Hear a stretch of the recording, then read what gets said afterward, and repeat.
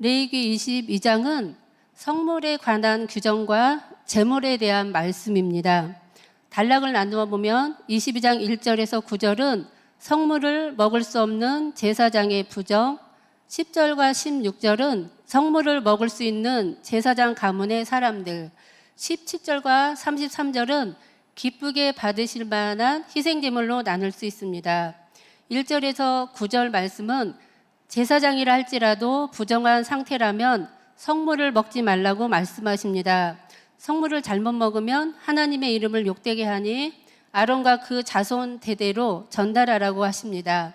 4절과 7절 말씀에 나병 환자와 유출병자, 시체에 접촉한 자, 설정한 자, 기타 부정한 것들에 접촉한 자들은 몸을 물로 씻어야 하며 해질 때야 정하게 되며 그 후에 먹을 수 있습니다. 9절까지의 말씀을 보면 사람인 제사장도 연약하고 하나님은 백성들을 거룩하게 이끌어가야 할 제사장들에게 더 구별되고 거룩하기를 말씀하십니다.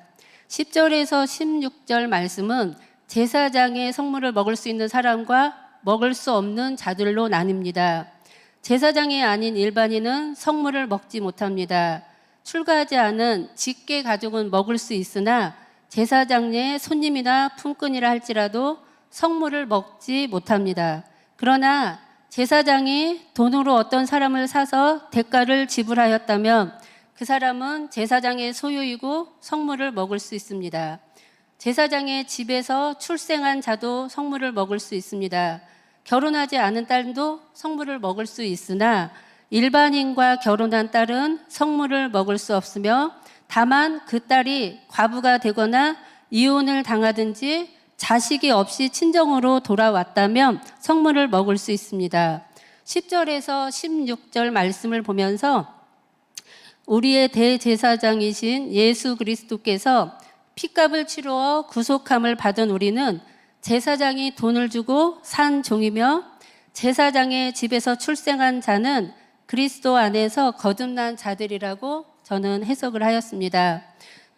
세상으로 나갔다가 과부가 되어 다시 친정으로 돌아온 딸은 돌아온 탕자의 모습으로 누가복음 15장 말씀에 둘째 아들이 나옵니다. 자신의 재산을 가지고 세상에 나가 허랑방탕하며 모든 재산을 다 잃고 사람에게 배신당하고 마침내 돼지가 먹는 주염 열매조차 먹지 못하는 비참한 자리에서 탕자가 돌이켜 다시 하나님 아버지 앞에 돌아왔을 때 하나님 아버지께서는 제일 좋은 옷을 꺼내 입히고 손가락에 반지를 끼우고 신발을 신기며 신분을 회복시켜 주십니다. 그리고 그리스도의 양식을 먹게 됩니다. 여기 친정으로 다시 돌아온 딸도 친정으로 돌아올 때는 남편도 자녀도 아무것도 없이 돌아옵니다. 제사장의 집에 있으나 일반인과 객, 품꾼은 성물을 먹지 못합니다. 일반인을 어떻게 제가 생각을 했냐면 일반인은 성전의 뜰만 밟고 다니고 교회 일에 관심이 없이 그냥 몸만 왔다 갔다 하는 사람으로 생각이 되었고 품꾼은 자신의 이익이나 동기를 가지고 자신을 이익을 위해서 교회를 다니는 자들로 생각이 되었습니다. 또 출가한 딸은 교회를 다니다 세상으로 나가 있는 자들로 또 이 세 가지의 모습 속에 우리의 모습이 있지 않나 돌아보는 시간이 되었으면 합니다. 부지 중에 성물을 먹게 되는 자는 14절에 보면 부지 중에 성물을 먹게 되는 자는 성물의 5분의 1을 더하여 제사장에게 주라고 합니다.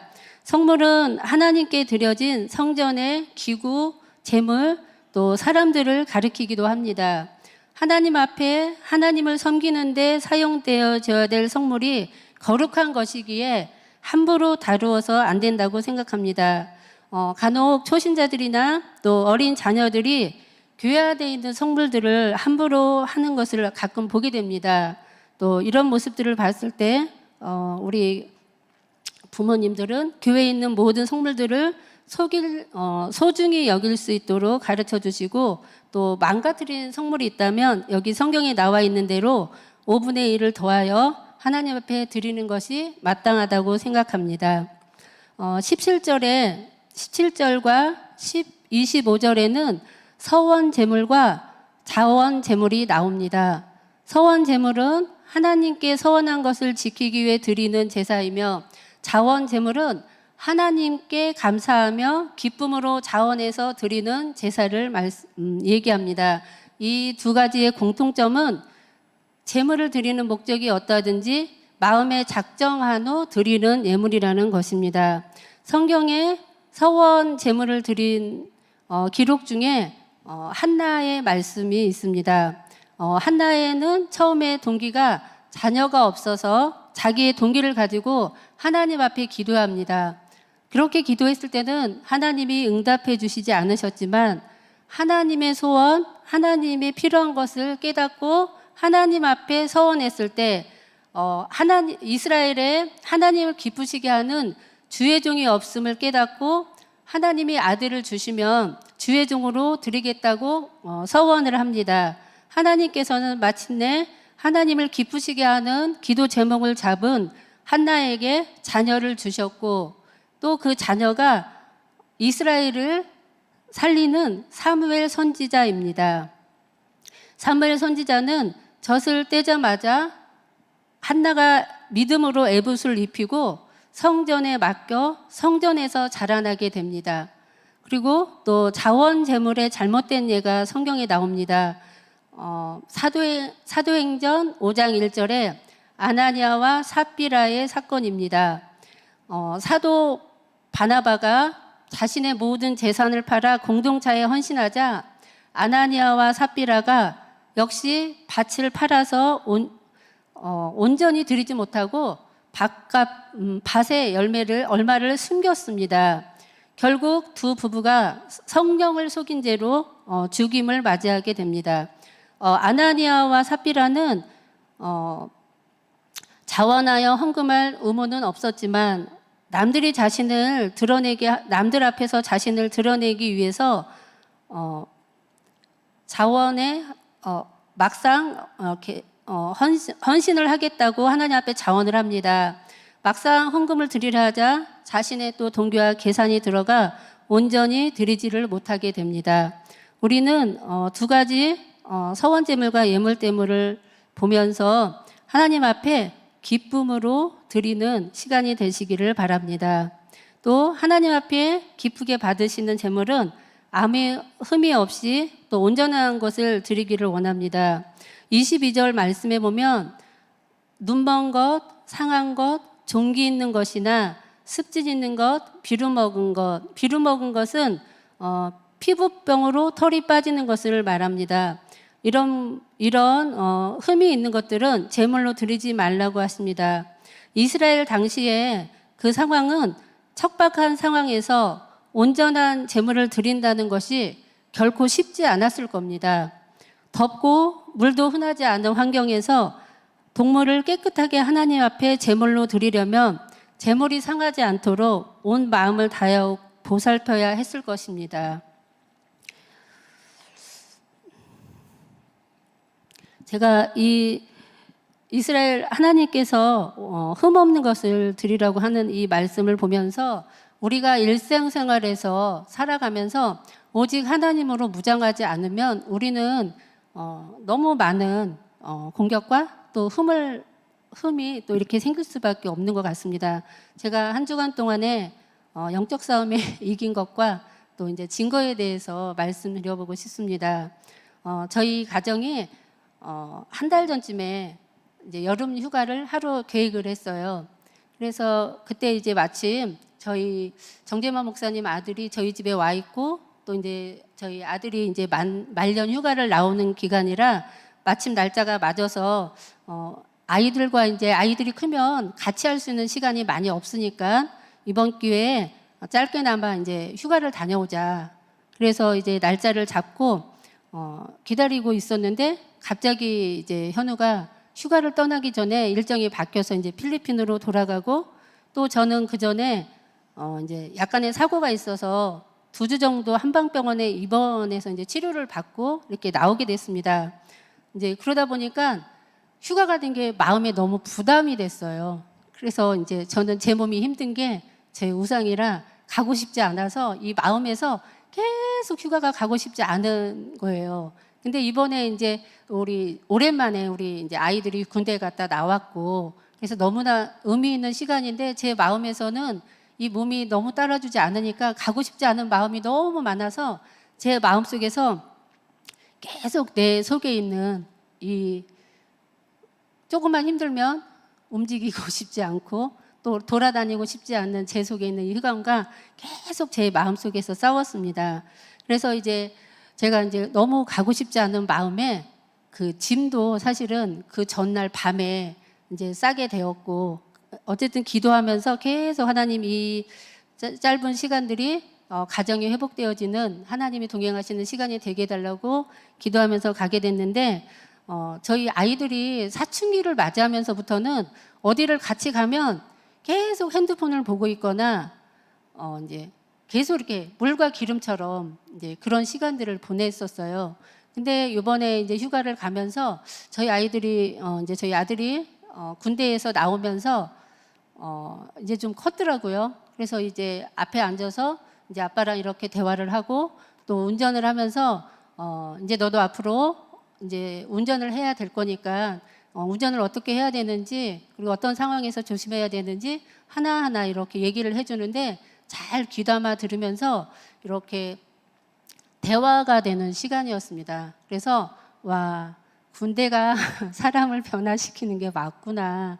그래서 우리 아이들이 거기에 가 있는 시간 동안에 힘들어하고 무의미하다고 생각을 하지만 그곳에서 있는 그 시간을 견디는 것 자체가 하나님 앞에 기도할 수밖에 없고, 많은 사람들을 다양하게 겪기 때문에 저는 사회에 나와서도 또 훌륭하게 또 이렇게 사회생활을 할 수 있다고 생각을 합니다.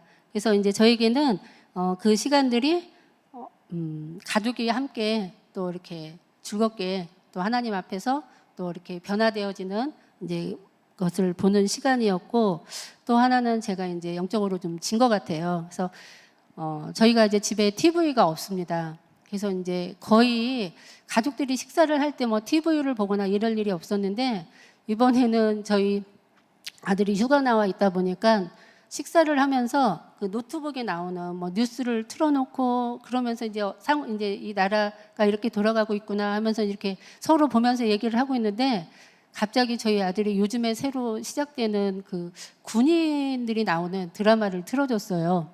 근데 그 드라마가 지금 현재 그러니까 한 10년 전 그 2011년을 배경으로 만든 이제 군대 드라마라고 그러더라고요. 근데 거기에 있는 그 드라마를 보는데 제가 이제 우리 아이들이 군대 가 있는 입장이다 보니까 그게 너무너무 이제 그냥 넘어가지 않고 정말 이렇게 마음을 다해서 보게 되더라고요. 거기에 나와 있는 많은 그 수많은 사람들을 보면서 와, 우리 아이들이 지금 저런 상황 속에서 지금 군대에서 견디고 있구나, 그런 마음을 가지고서 보다 보니까 이게 시간이 처음에 한 7시, 8시쯤부터 보기 시작한 것 같은데 나중에 그거를 다 보고 났는데 1시가 다 돼가는 거예요. 그래서 제가 너무 깜짝 놀래가지고서 그걸 다 보고 나서 이제 하여튼간 마무리를 하고 잠을 자게 됐는데, 다음날 아침에 일찍 일어나서 이제 주일을 준비해야 되는데 너무 이제 늦게 자고 또 이제 아침에 일찍 일어나고 또 여기 와서 이제 예배를 준비하는데 제 마음이 하나님 앞에 이렇게 나아가는 그 마음이 너무 안 되는 거예요. 그래서 내가 왜 이렇게 이 예배에 나와 있는데 이 마음이 하나님 앞에 나오지를 못하고 있지? 뭔가 이렇게 말씀이 이렇게 딱딱딱 들리지가 않고 왜 이러지 하면서 제가 생각을 하니까 어젯밤에 그 드라마를 너무 오랫동안 집중해서 마음을 다해서 너무 감동하면서 봤는데, 그것 때문에 제가 주일에 와서 예배를 드리는데 제 마음이 이렇게 말씀을 이렇게 받지 못하는 걸 보면서 우리 아이들의 모습을 다시 한번 생각하게 됐습니다. 저희 아이들은 정말 24시간이라고 할 정도로 날마다 핸드폰과 게임을 잡고 있잖아요. 와, 나는 이렇게 잠깐 동안 그 드라마를 봤는데도 이렇게 말씀이 안 들리고 정말 그 9시 예배를 정말 힘들게 드렸거든요. 우리 아이들의 상황을 다시 한번 이렇게 생각하게 되면서 와, 하나님 앞에 온전히 예배, 흠없는 모습으로 예배 드리는 것 자체가 우리가 한 주간 동안 세상에 살면서 참 수많은 영적 싸움을 해야 되는구나. 이스라엘 백성들이 그 흠없는 제물을 드리기 위해서 온전히 한 주간 그 제물을 드리기 위해서 그 제물을 온전히 이렇게 보호하기 위해서 애썼던 것처럼 우리가 삶에서 사단의 공격으로부터 또 내 마음이 하나님과 멀어지는지 내가 어떤 우상을 또 섬기고 있는지를 바라보면서 하나님 앞에 나올 때 겸손하고 또 하나님 앞에 나올 때 준비된 마음으로 나와야 됐구나 하고 이렇게 깨닫는 시간이 되었습니다. 그래서 오늘 이렇게 말씀처럼 레위기서의 말씀을 보면서 저는 그동안에 레위기가 참 어려운 말씀이었기 때문에 보고 싶지 않은 것 중에 하나였어요. 근데 이번에 이 말씀을 준비하면서 이 레위기는 하나님의 사랑의 책이구나. 하나님은 거룩하셔서 우리도 거룩하길 원하시고 또 그렇게 거룩하게 살라고 또 하나님께서는 계속 양들을 잡으면서 우리의 죄를 없애주셨고 또 하나님과 교통하게 하기 위해서 수시로 우리를 거룩하게 하시기를 원하시는 모습을 발견하면서 이 레위기에서 우리를 사랑하시는 하나님의 마음을 다시 한번 느끼는 시간이었습니다. 또 여기 계신 분들도 하나님 앞에 나올 때 흠없는 모습으로 또 나올 수 있도록 날마다 일상에서 영적 싸움 하시고 또 우리는 죄인이기 때문에 흠이 없을 수가 없지요.